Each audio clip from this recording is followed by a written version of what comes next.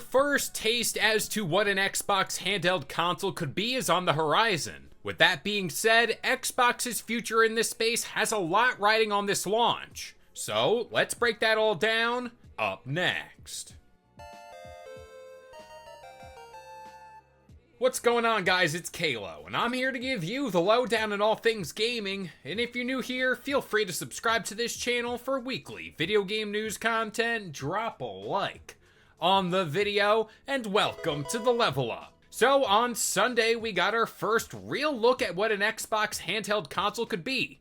And that's all in the form of the ASUS ROG Ally X and ROG Xbox Ally. Also, real quick, this is just me being really picky as for what the name of this console is, which is a mouthful, but I don't really think it rolls off the tongue since, well, they basically just shoehorned the word Xbox into this whole thing, but I digress. Anyways, yes, we are looking at a very first in the Xbox world, being an Xbox-aligned handheld console, and I wanted to expand on this more since there's a lot that revolves around it. So first up, let's break down the tech specs and differences between the two consoles, mainly because there's a lot of questions around that. First up, we're going to be talking about the ROG Xbox Ally X, which is the more high-end version. That's going to have an AMD Ryzen Z2 Extreme GPU, 24GB of RAM, and 1TB of onboard storage. Now, let's talk about the standard ROG Xbox Ally.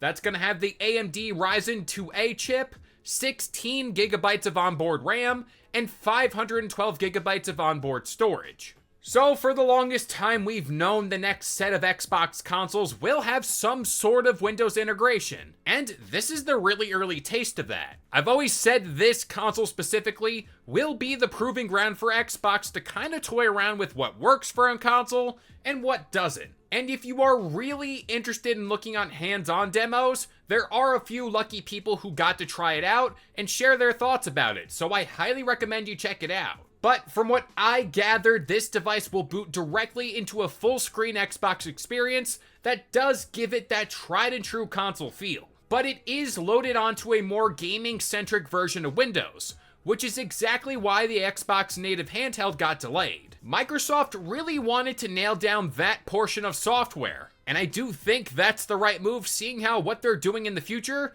is basically hinging on this singular idea. Long story short here, whenever you are booting into the Xbox app, anything that isn't gaming related will be shut down. And in theory, your game should perform better. But again, execution is key. That to me is the biggest takeaway, seeing how Windows isn't really optimized for a device like this, and I'm talking about more of the handhelds. And I think I'm a little bit of an authority on this matter, mainly because ASUS did send me the ROG Ally.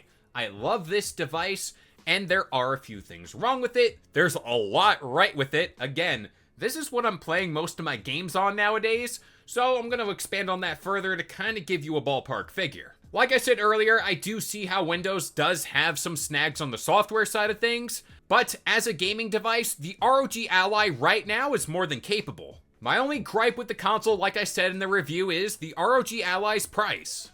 And price is a very big factor for a lot of people in gaming nowadays. I just personally have a real hard time thinking this device comes in at a reasonable price tag, and I'm talking about anything less than $500. With the Ally X, which is the high-end version of this thing, gonna be coming in at well over $700. At least that's what I'm thinking. And to many people, I don't think they'll be motivated enough to get this device, especially when they see the PC gaming handheld space constantly evolving and changing year to year. But again, I want to stress the point, having all the major PC gaming storefronts on a device like this, I'm talking about Steam, GOG, Epic Game Store, the Xbox app, that's an experience that I truly didn't know I needed. So, all I can say as someone who does admittedly have ties to ASUS and the ROG Ally, I think this will no doubt be worth the price they charge. And if you are in the market for a PC gaming handheld and you're looking at the ASUS ROG Ally,